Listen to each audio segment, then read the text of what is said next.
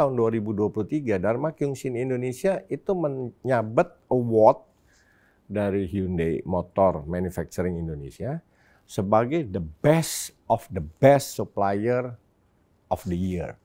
Kita juga membuat baterai packnya sendiri. Mau tahu besarnya baterainya sebesar apa buat solar panel di pabrik? Nah, mudah-mudahan Juli ini sebetulnya ada gias nih.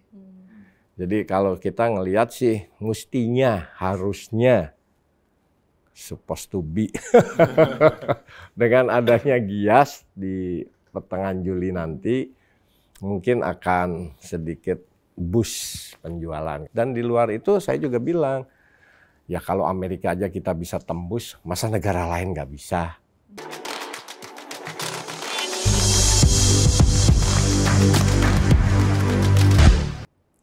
Halo, selamat datang di podcast Bareksa Insight bersama saya Hanum Kusuma Dewi. Dan kali ini saya bersama Head Investment Bareksa, Christian Halim. Hai. Kami kedatangan tamu, ini cukup jauh ya dari Cikarang. Beliau adalah Presiden Direktur Dharma Polymetal Tbk, Bapak Irianto Santoso. Halo. Halo Pak, terima kasih udah datang jauh-jauh nih dari Cikarang ke studio Bareksa gitu ya.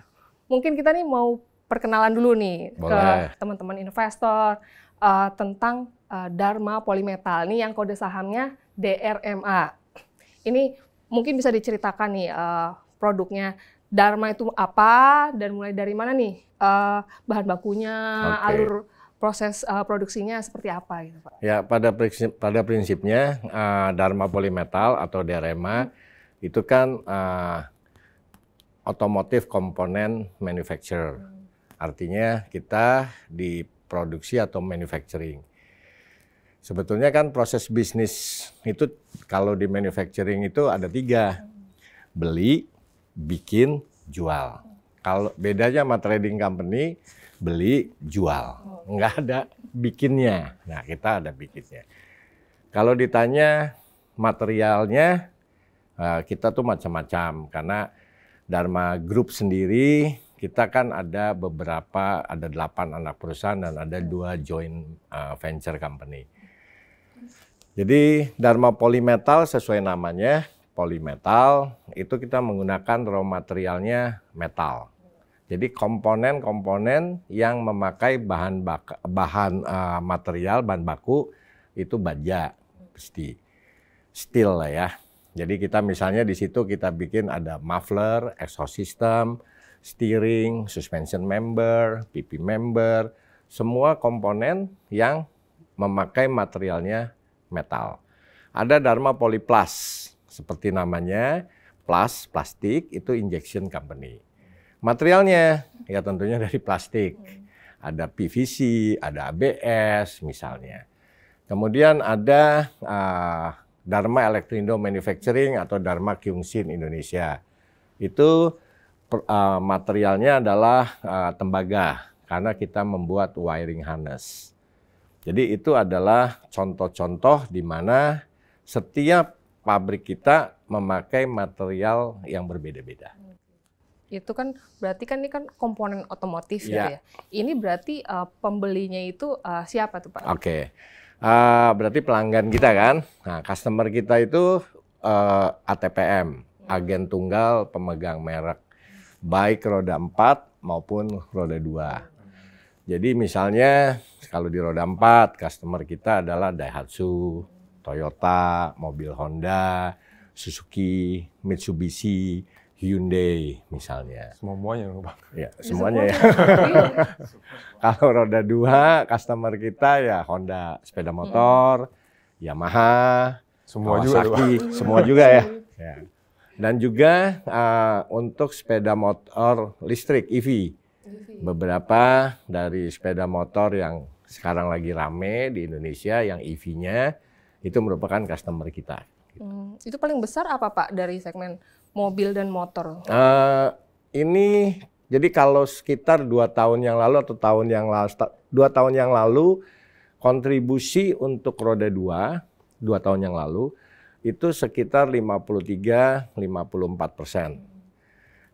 Tahun lalu turun kontribusinya menjadi sekitar 50%. Karena roda 4-nya naik, kontribusi roda 4-nya naik volumenya.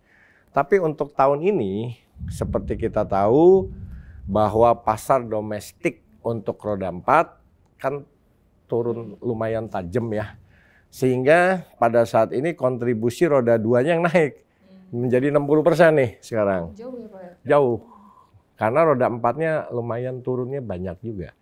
Sampai Mei, data dari Gaikindo bahwa penjualan mobil di Indonesia domestik itu rata-ratanya kira-kira 70.000 unit per bulan. Normalnya yang idealnya berapa? Tahun lalu itu kan hampir 1 juta. Kalau dibagi 12 bulan kan 80.000 lebih. Tahun sebelumnya itu 1 juta lebih. Jadi rata-rata sebetulnya kita tuh antara 85.000 90.000 sebelumnya. Jadi kira-kira penjualan mobil tuh antara 1,5 jutaan lah per tahun. Nah tahun ini selama 5 bulan itu hanya 70.000. Dan yang Juni belum keluar gitu loh. Yang Juni belum keluar. Berarti sangat berkaitan erat ya dengan penjualan otomotif Iya, nasional domestik. itu ya. Cuman kebetulan ekspor juga kita banyak. Jadi mobil-mobil yang diekspor dari Indonesia kan juga lumayan banyak.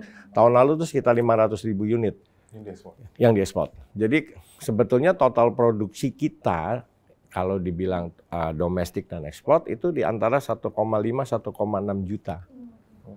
Pada penjualan dalam negeri hampir 1 juta ya? Iya, nah ini lumayan ekspornya tuh 50% dari domestiknya. Ya Pak, tadi kan dibilang di manufaktur tuh ada dibikin gitu ya?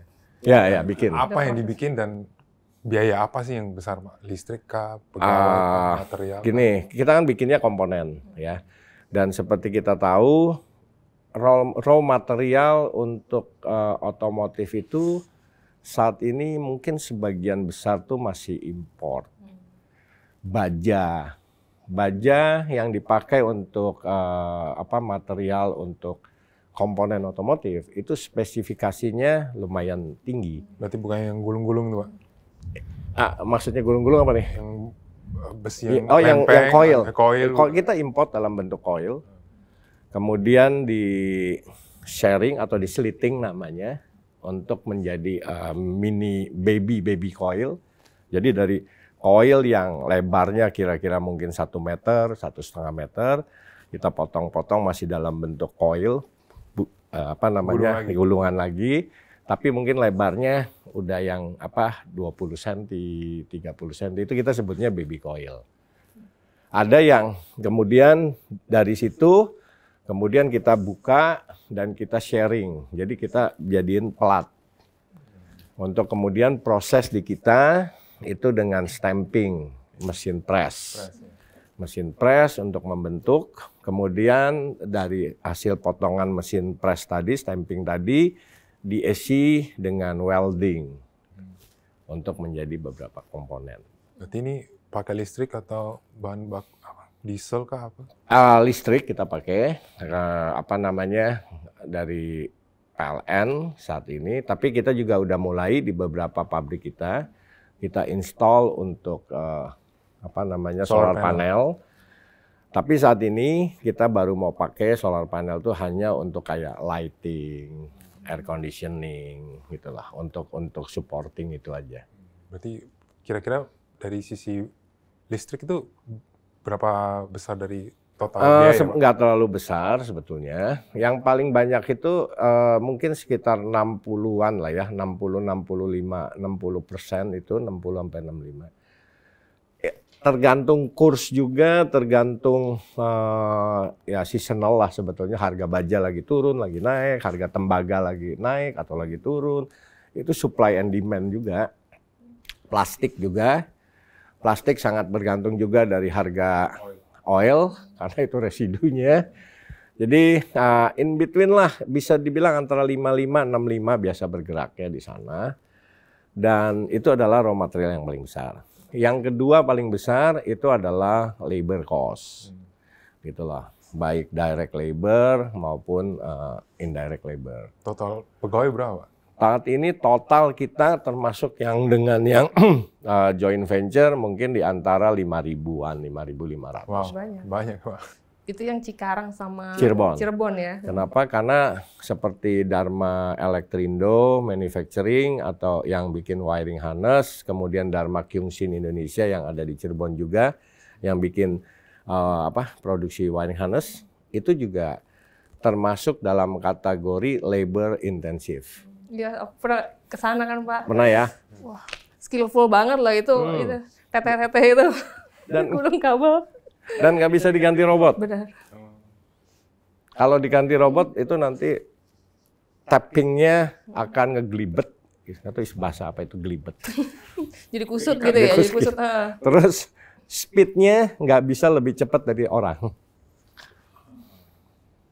Hebat tuh, masih manual ya. Nah, dan baguslah buat jadi tenaga kerja yang untuk menyerap tenaga kerja di sana ya. Iya. Nah terus Dharma ini kan memproduksi komponen ya Pak ya. Apa sih bedanya dengan yang pemegang ATPN sendiri gitu? Mereka kan juga bikin mobil.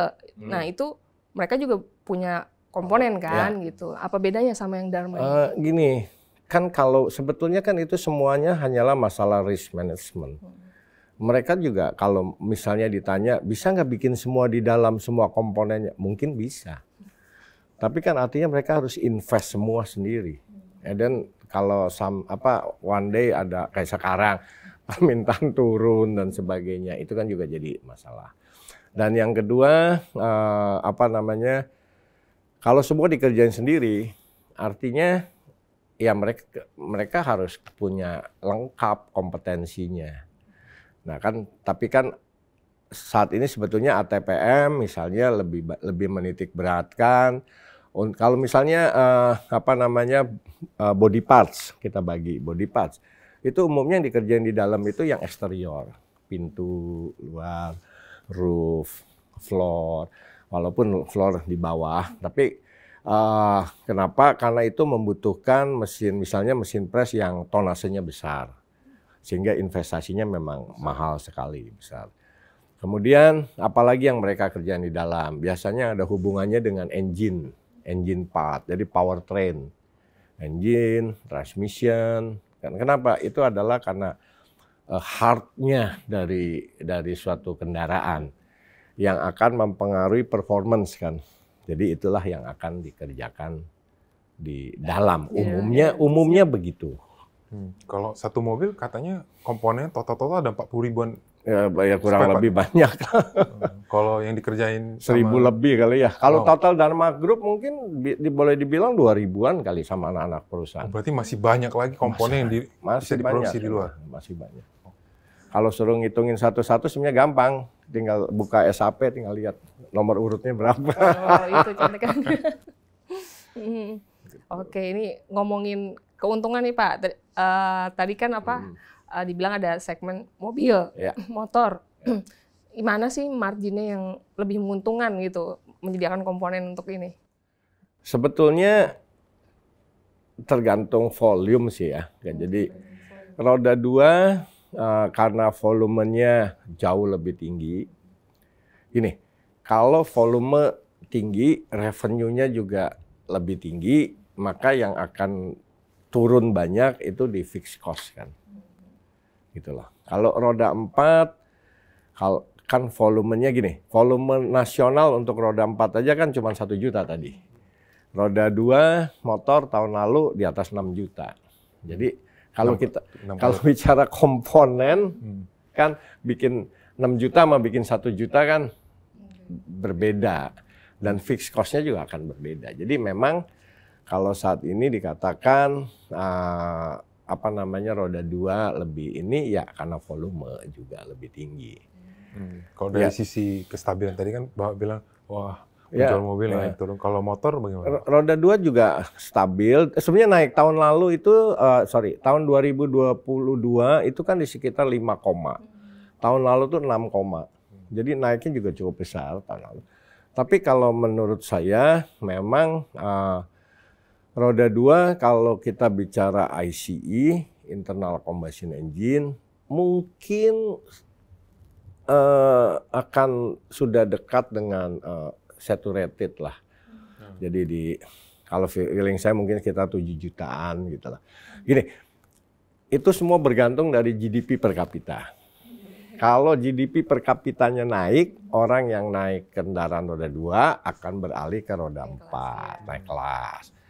Dan sebetulnya zaman dulu ceritanya kalau saya masih muda gitu loh.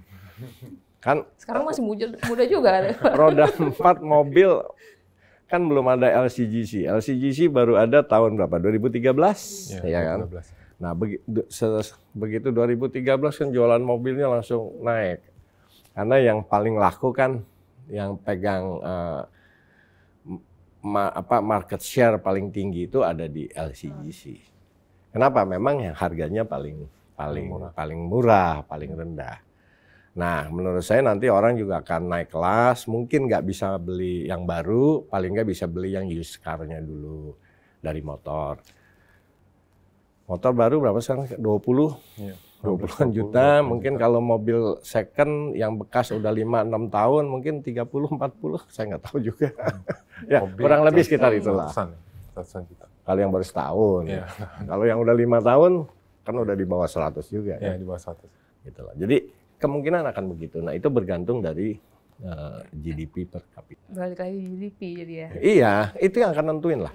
Tapi kalau di Dharma sendiri gitu kan, tahun lalu nih penjual labanya naik gitu, penjualan juga naik fantastis. Itu sebenarnya apa sih yang menjadi pendorongnya gitu? Karena kan tadi Bapak bilang secara pasar otomotifnya juga lagi sedikit lesu gitu. Tahun lalu sih sebetulnya stagnan ya roda 4 ya. Tapi jangan lupa tadi ekspor. Ekspornya kan banyak. Jadi sebetulnya roda 4 oke. Dan kemudian kita juga membuat banyak produk-produk baru, komponen baru yang sebelumnya belum kita buat. Jadi kita misalnya cerita member suspension. Member suspension itu adalah satu komponen tempat duduknya suspensi, ya, front and rear. Kalau yang di depan itu juga buat duduknya lagi sebagai untuk engine, gitu loh. Nah, itu kita baru mulai supply itu tahun 2022, masih volumenya kecil. Waktu itu kita mulai dengan Hyundai Creta. Ya, waktu itu baru launching penjualan Januari bagus, kan, 2022. Kemudian di Juli itu dengan Stargazer-nya. Nah, tahun lalu, tahun 2023, kita juga diberi kepercayaan misalnya oleh Toyota. Untuk Yaris Cross, kita yang supply untuk itu. Jadi dengan adanya tambahan, ini salah satu komponen yang baru kita buat dan baru kita supply misalnya. Itu tentunya kalau dulunya nggak bikin, sekarang bikin kan revenue naik dong. Gitu loh. Di variannya itu ya bertambah. Nah, terus yang kedua, ya kalau roda 2, seperti saya bilang, tahun lalu kan di atas 6 juta gitu loh. Jadi itu yang mendorong juga revenue-nya naik dari 5 juta sekian jadi 6 juta sekian, ada kenaikan banyak. Dan jangan lupa, tahun lalu juga kita kan baru akuisisi Trimitra Citra Hasta. Yang Januari lah, akhir Januari, 25 Januari kita akuisisi. Itu menambah revenue juga kan, yang tadinya nggak ada, sekarang kita ambil alih kan jadi masuk ke kita. Walaupun baru ngitungnya dari Februari. Karena kita akuisisinya di akhir Januari. Gitu. Terus itu kan laporan 2023, Pak. Terus di kuartal 1 2024 ya hasilnya kurang memuaskan sih, Pak. Ini ada apa, Pak? Sebetulnya kalau bandinginnya dengan kuartal 1 2003 dibanding kuartal 1 2024, ya kita ada penurunan. Kalau dibandingkannya dengan kuartal 4 2023 itu ada naik. Jadi tergantung kita mau lihatnya dari mana. Nah, kuartal 1 kalau dibanding kuartal 1 2023 tadi salah satunya. Kalau kalian lihat penjualan mobil Januari, Februari, Maret misalnya di tahun 2023 itu rata-rata 95.000 unit. Yang tahun ini 70.000 unit. Berarti karena volume turun. Volume satu turun. Kedua, tahun lalu kan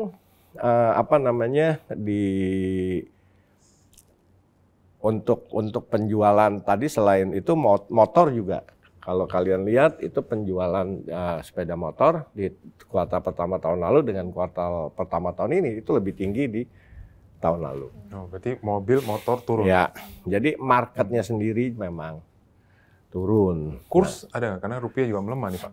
Ya, itu ada pengaruh sebetulnya. Itu yang ya gini. Kebetulan sebetulnya saya nggak jualan mobil ya. Jadi saya juga cuma baca-baca, nanya-nanya gitu loh. Sama seperti kalian, saya juga nanya gitu. Nah, yang jadi masalah itu kan kenapa penjualan mobil misalnya tahun ini turun. Alasan pertama, kita Februari ada election, pilpres, pileg. Sehingga banyak orang nunggu katanya menunda pembelian.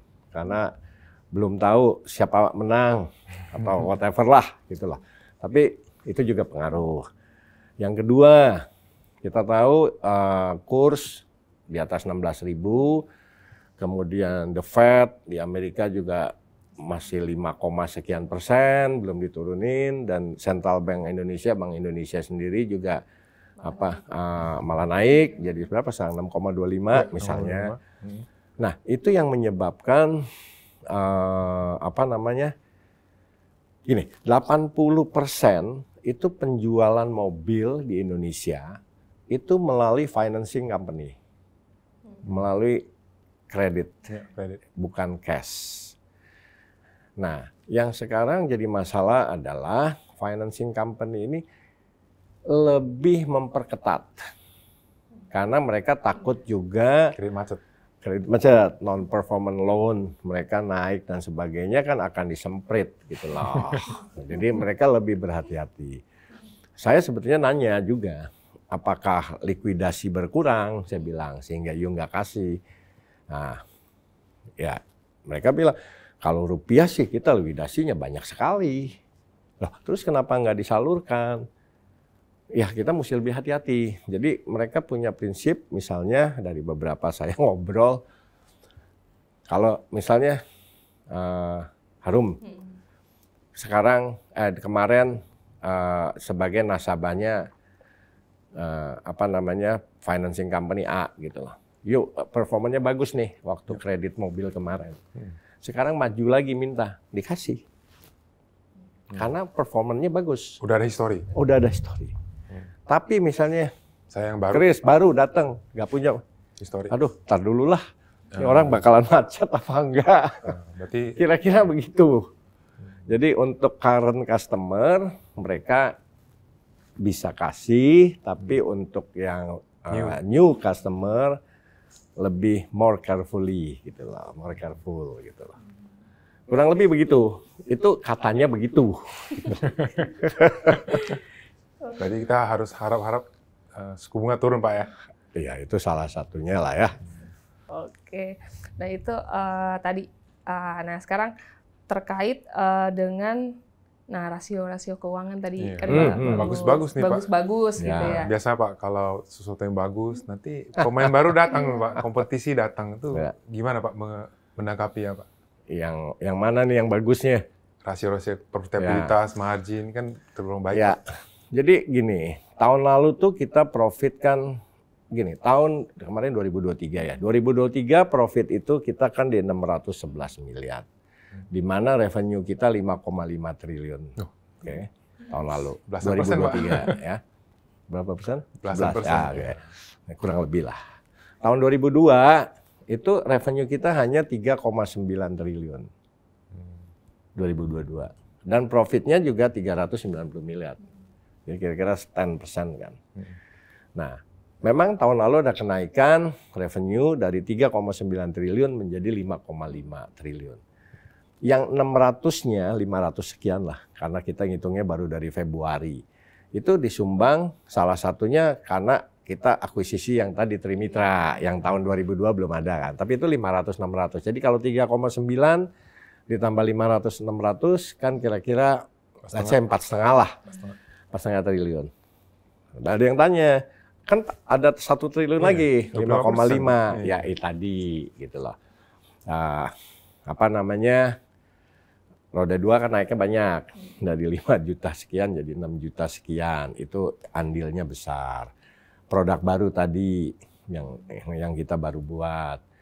Kemudian di profitability dari 390 miliar tahun 2022, 2023 kan menjadi 611. Kan naiknya juga banyak, 58% kan kurang lebih gitu loh. Kenapa? Saya selalu bilang, yang 611-nya jangan lupa kurangin dulu 56. Kenapa? 56 tuh kan itu yang disebut negative goodwill. Waktu kita akuisisi, beli murah. Dibilang, yuk belinya murah banget. Ya kalau murah mahal kan pinter-pinter yang beli sih sebenarnya. Tapi itu nggak ada uangnya gitu. Nggak ada uangnya gitu, itu cuma catatan. Tapi dianggap jadi profit kita nambah karena dibeli. Gitu. Oke lah, gitulah. Jadi sebetulnya kalau 611 dikurangin 56, kan kira-kira 550-an kan tahun lalu profit dari core bisnisnya. Jadi naiknya kira-kira hampir sama sebetulnya 390 ke 550, 3,9 triliun ke 5,5 triliun. Kurang lebihnya begitu yang tahun 2023 nih. Nah banyak yang ribut, Q1-nya turun. Yes of course tadi. Kalau job mobilnya cuma 70.000 kali 3, 210.000 selama apa namanya 3 bulan pertama kan. Nah mudah-mudahan Juli ini sebetulnya ada gias nih.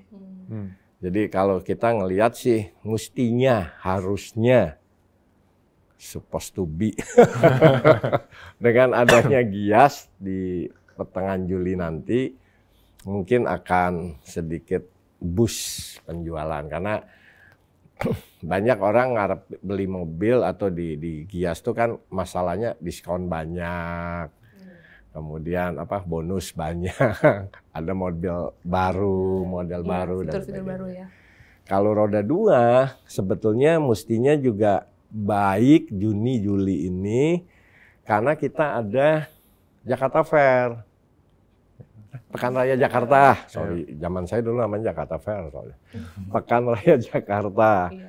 Nah, kalau motor katanya di Gias nggak terlalu nendang, karena lebih ke mobil. Nah, nendangnya di mana? Di Pekan Raya Jakarta. Jadi biasanya di semester 2 atau lebih tinggi ya, biasanya. Memang itu siklusnya ya Pak? Gitu. Sebetulnya nggak begitu cara lihatnya juga. Tapi umumnya begitu oke lah gitu. Dan jangan lupa di first semester ini ada lebaran kan. Ada bulan April di mana hari kerja kita tuh hanya 10 hari. Banyakan liburnya sih. Iya, gitu betul, Pak. Jadi memang ya oke lah gitu loh. Oke, ini terkait dengan tadi biasa pameran mobil biasanya kan ada inovasi baru gitu. Terutama sekarang kan yang lagi happening itu kan EV gitu ya, mobil listrik gitu. Nah, kalau dari Dharma sendiri dengan apa sih EV ini tuh gimana pandangannya dan pengaruhnya juga dong ke kan katanya EV komponen sedikit, Pak. Nah, itu dia. Prospek ke depan Dharma gimana, Pak? Ya, lebih bagus sih sebetulnya. Gini. Kemarin baru diresmiin Pak Jokowi kan. HLI Green Power, Hyundai, LG, Indonesia Green Power, pabrik baterai sel di Kerawang, yang kalau nggak salah tahap pertama ini kapasitasnya 10 gigawatt baterai. Ini kalau 10 gigawatt kan orang kadang-kadang segede apa sih 10 gigawatt? Paling gampang hitungnya begini aja. Mobil listrik, misalnya karena ini punyanya Hyundai dan LG, nggak ngitungnya yang punyanya Ioniq deh, yang gampang. Baterainya Ioniq tuh kira-kira berapa kilowatt? 60-an kan? 60 kilowatt. Jadi kalau 10 gigawatt itu bisa buat bikin mobil listrik berapa biji? 150.000 unit kurang lebih. Ya kan? Nah, pasar Indonesia berapa? Belum segitu. Mereka akan ekspor. Jadi termasuk akan digunakan untuk mobil listrik yang ada di Korea, yang ada di seluruh dunia lah. Mereka ekspor untuk baterainya, baterai selnya. Gitu. Nah, kemarin yang dilihat Pak Jokowi, Pak Luhut, ada baterai pack di depannya. Saya punya fotonya, dikirimin. itu casingnya itu bikinan Dharma. I think cuman ada satu local manufacturing yang punya facility untuk membuat casing baterai pack yang ukurannya panjang 2 meter, lebarnya 1,3 meter. Ya. Kamu bayangin sepanjang floor lah gitu loh mobil, 2 meter kali 1,3 meter, dan harus selain itu hasil stamping juga harus di ED paint. Jadi ED paint itu electro dipping paint yang digantung, dicelupin, pakai elektrolisa sistemnya, elektrolisa. Mungkin lagi SMA pernah praktikum yang kation, anion, katoda, elektroda, kira-kira begitulah. Nempel catnya. Nah itu lebih Dharma. Makanya dari awal kita memang diminta untuk mensupport seperti itu. Nah di dalam baterai pack itu pun ada yang kabel-kabel. Kabel untuk baik untuk high voltage maupun untuk low voltage. Kabelnya harus bisa mengantarkan listrik itu besar dari baterai ke motor listriknya. Itu yang pakai itu. Terus ada kabel yang low voltage. Konektornya pun harus yang high voltage. Dan itu semua disupply oleh Dharma Group. Jadi kalau ngelihat begitu kan ya bagus sih gitu loh. Dan wiring harness-nya pun yang nyambungin gini, di dalam baterai pack itu ada baterai modul di mana dalam baterai modul itu isinya baterai sel. Jadi beberapa baterai sel dikumpulin, dirakit jadi baterai modul. Beberapa baterai modul itu jadi baterai pack. Nah, ini ada wire-nya, ada apa segala macam. Itu kita yang supply. Jadi kalau ditanya, emang komponennya dikit? Yes. Tapi kebetulan selama ini kan juga Dharma boleh dibilang tidak terlalu banyak untuk mensuplai komponen yang ada hubungannya sama engine dan transmisi. Ketika itu ganti jadi kendaraan listrik, engine dan transmisi ini kan hilang. Jadi nggak ada masalah juga sih ya. Digantinya sekarang baterai, BLDC, misalnya kalau buat motor pakai namanya brushless direct current, itu motor listriknya sebenarnya itu dinamo sih.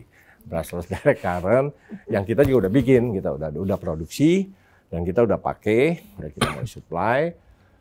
Nah, itu yang tadinya kalau di motor ICE, internal combustion engine, kan kita nggak supply, kita nggak bikin. Begitu ganti EV kan kita bikin. Jadi kira-kira capex kali nggak, Pak? Itu udah 4-5 tahun yang lalu kita bikinnya. Oh, berarti sudah udah jalan. Termasuk baterai pack-nya kalau untuk motor. Jadi kita bikin baterai pack untuk motor itu 3 jenis. Satu LFP, kemudian NMC. NMC aja 21700, 18650 misalnya tipenya. Yang LFP itu 32650 misalnya. Kemudian kita bikin juga baterai pack untuk solar panel yang kita sebut baterai energy storage system. Jadi bedanya adalah yang kita udah bikin misalnya ada salah satu perumahan residential development itu yang bikin rumah-rumah di daerah Tangerang dan mereka memberikan solar panel yang diinstal di atas carportnya di setiap rumah. Itu kekuatannya memang kecil, 1,5 kilowatt, jadi 1.500 watt saja. Dan baterainya kita yang supply, kita udah 400. Dan saat ini kita juga sudah mengembangkan itu yang 1,5 kilowatt, yang 5 kilowatt. Jadi kita mulai juga jual BESS untuk yang 5 kilowatt. Pabrik kita yang baru, Dharma Control Cable Indonesia, itu di atapnya juga dipasangin solar panel. Dharma Precision Part juga solar panel. Kita juga membuat baterai pack-nya sendiri. Mau tahu besarnya baterainya sebesar apa buat solar panel di pabrik? Kamu pernah lihat kontainer? Iya, nah itu segede itu. Oh, selebar itu ya. Tapi kita bikin modul by modul gitu loh. Jadi kalau rusak nggak usah ganti semua, cukup satu modul aja ditarik gitu. Nah, kenapa kita juga pasang kita pakai Batepek seperti itu ya, itu sebagai showroom kita juga. Supaya kalau customer mau kita tawarin, saya udah pakai loh di tempat kita, lihat aja gitu lah sendiri. Jadi sebetulnya kita memang mendevelop ke semua.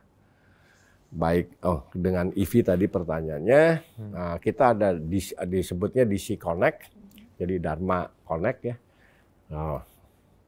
Satu untuk kita sebut DC baterai, kemudian power, motor, sama solar, gitu lah. Nantinya ya saya ke solar panel kita juga lagi punya mimpi nih, gitu loh.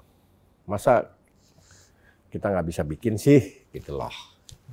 Solar panel ini berarti nggak khusus otomotif aja ya Pak? Bisa kemana aja, gitu loh. Ke presidensial, bisa juga untuk cold storage, bisa juga untuk kalau kita bikin SPKLU.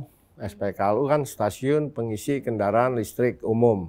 Kalau sekarang misalnya, kalau di daerah tertentu yang kebetulan nggak ada PLN-nya, kan nggak bisa pasang charging station. Nah, caranya gimana? Ya kita pasangin solar panel. Ini kalau solar panel jadi banyak, pendapatan PLN berkurang dong Pak nih? Gini, kan nggak semuanya untuk di daerah-daerah tertentu kayak kita udah studi misalnya ya, di daerah misalnya pulau-pulau terpencil, yang pulau kecil, yang tempat penangkapan ikan dan sebagainya di Maluku, Nusa Tenggara misalnya, itu untuk menjaga misalnya hasil tangkapannya tetap fresh misalnya. Oh, cold storage ya? Harus ada cold storage. Nggak ada PLN-nya gimana mau dinginin? Nah, diperlukanlah. Itu coba kita lihat ke sana. Kita kan negara kepulauan. Berarti incernya nelayan banyak gitu loh. Banyak sekali gitu, kemungkinan seperti itu. Jadi itu dream kita gitu loh. Mimpi kita begitu. Ini baru mimpi ya. Mudah-mudahan saya cepat bangun dari mimpi. Jadi kejadian gitu ya. Iya. Oke, ini balik lagi ke ini aja yang udah kejadian nih. Jadi kan bulan Mei ya, kalau nggak salah Dharma tuh melakukan ekspor perdana nih ke US untuk komponen mobil Hyundai kalau nggak salah ya. Nah itu mungkin bisa diceritakan nih, ekspor perdana ini seperti apa dan harapannya buat Dharma gimana? Ini sampai undang-undang jurnalis, memang ini pencapaian apa Pak? Apakah untuk jual ke Amerika lebih susah dari apply visa Pak? Itu dia. Ya itu juga nggak sebentar lah ya. Tapi gini,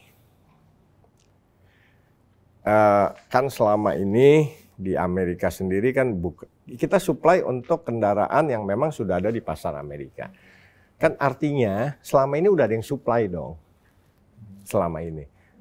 Kan jadi kalau kita ekspor pun sebetulnya kita menggantikan yang selama ini sudah supply. Nah, sebetulnya selama ini mereka ngambil tuh dari Meksiko. Jadi di Meksiko juga ada. Kan buat mereka juga enak. Meksiko lebih dekat kan, just the backyard gitu loh. Halaman belakangnya mereka kan. Tapi the problem is cost-nya mahal, makin mahal. Kedua yang paling jadi masalah adalah inconsistent di dalam hal quality. Dan itu yang problem.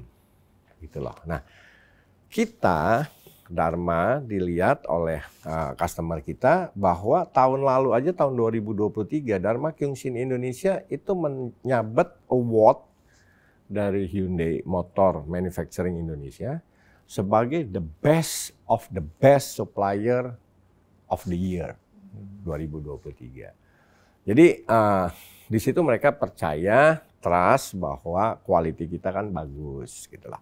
Makalah dibuka kesempatan seperti itu. Kita diaudit.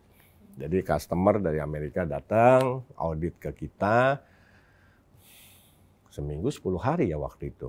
Untuk finalize bahwa memang karena yang diaudit bukan cuma produknya.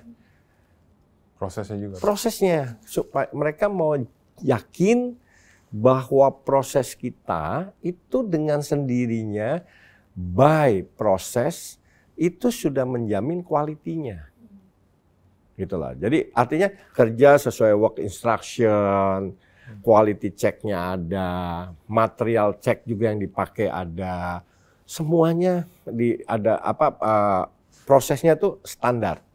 Jangan kadang-kadang bagus, kadang-kadang jelek, gitulah. Kan itu yang susah sebetulnya. Konsistensi, Pak. Konsistennya. Nah, itu mereka lihat dan akhirnya pas waktu mereka itu. Sehingga kita dapat kesempatan. Itu kan tanggal 14 Mei kita melakukan ekspor perdana ke Montgomery di Amerika. Sebetulnya selama bulan Mei karena kita baru start di sebetulnya tanggal 14 itu kontainer berangkatnya sih ya. Produksinya mah udah disiapin. Jadi Mei itu kita berangkat 9 kontainer.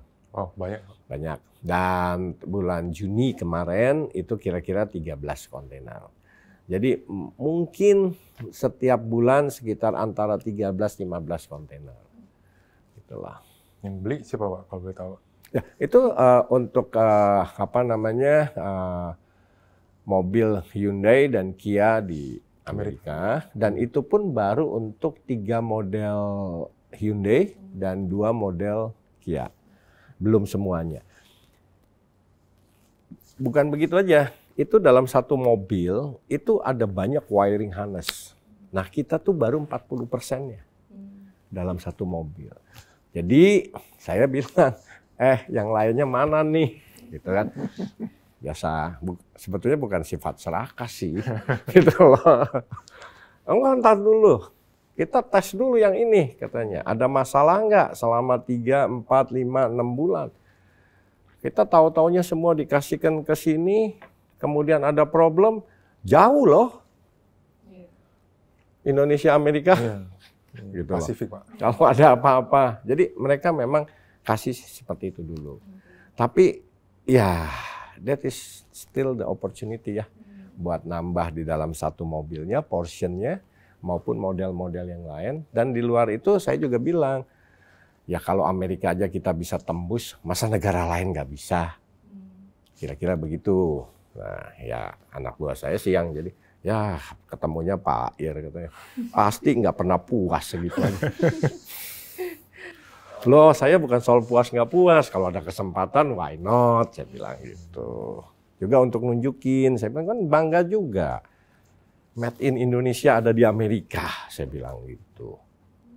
Oke, jadi ini potensi juga buat penjualan ke depannya ya. Walaupun ini kan bukan yang core bisnis langsung kan ya. Core bisnis sebetulnya. Maksudnya bukan langsung dari tapi ini melalui joint venture ya, bukan Indonesia. Anak usahanya.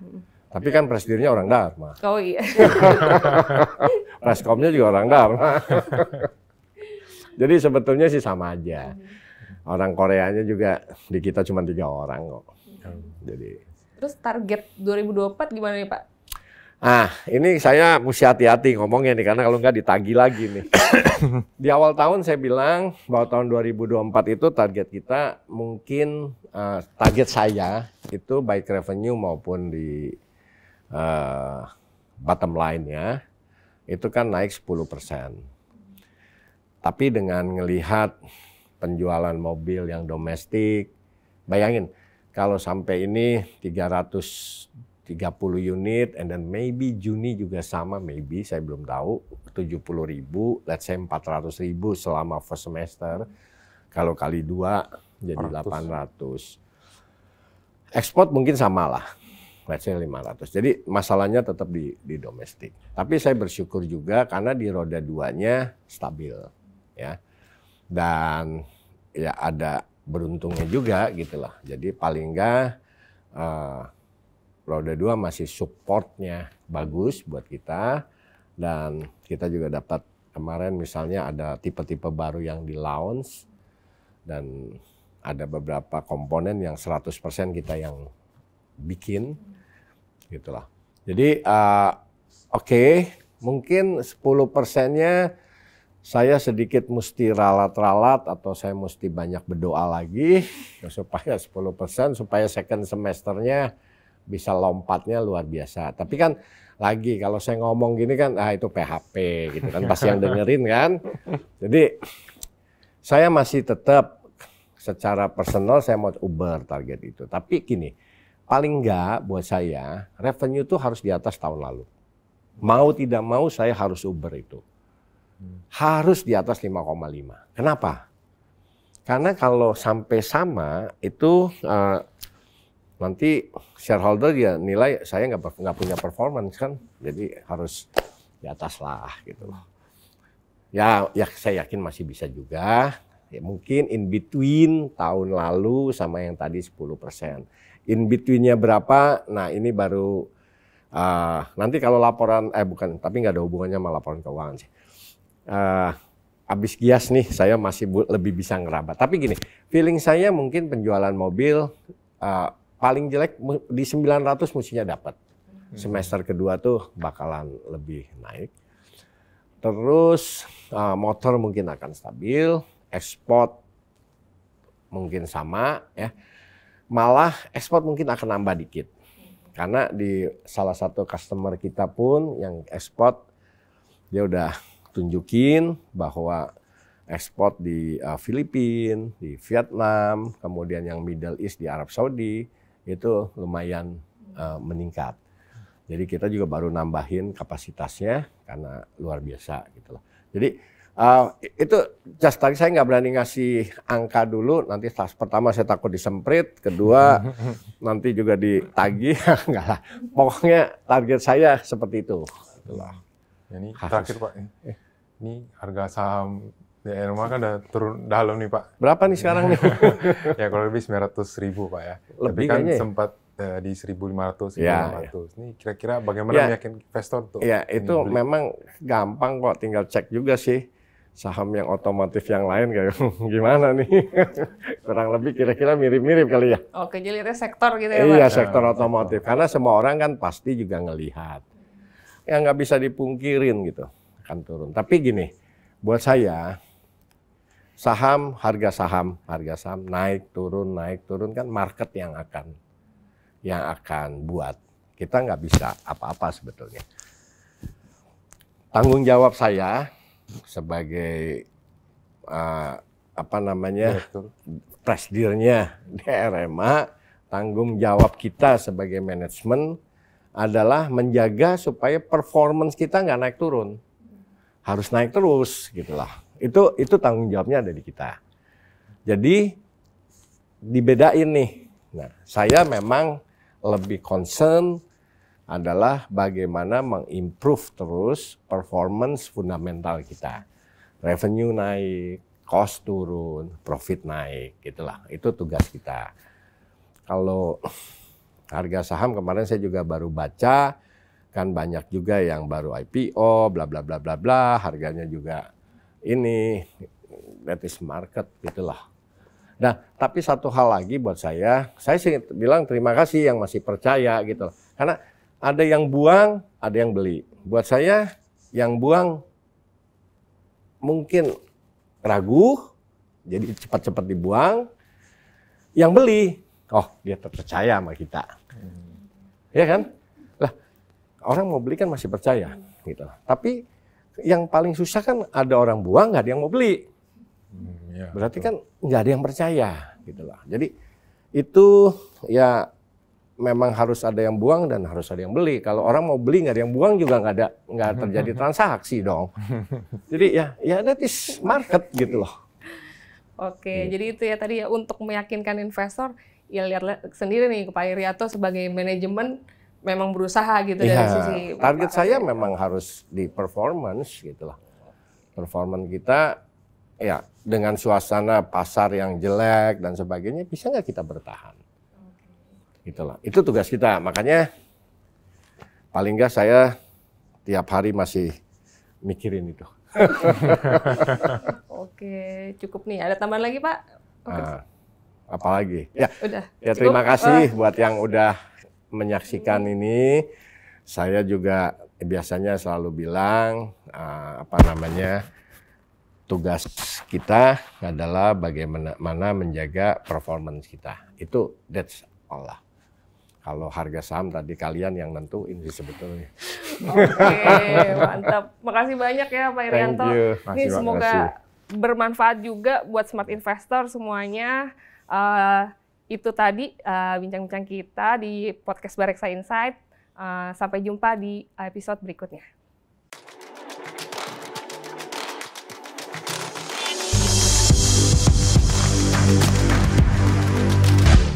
Bareksa Insight.